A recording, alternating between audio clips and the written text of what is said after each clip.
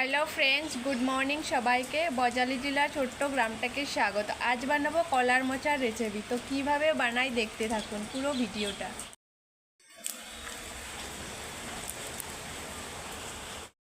কলার মোচা বাছা আমার কমপ্লিট, দেখে নাও।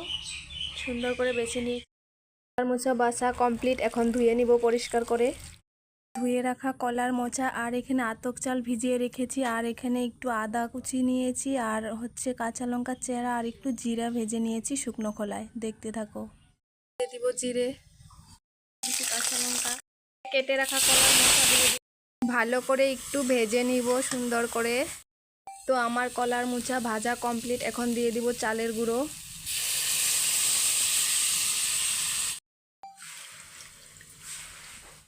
মোচা রান্না কমপ্লিট। তো যদি তোমাদের ভালো লাগে তাহলে লাইক কমেন্ট শেয়ার করো, আর কমেন্ট করে কিন্তু জানাতে ভুলবে না আমাকে কেমন হয়েছে।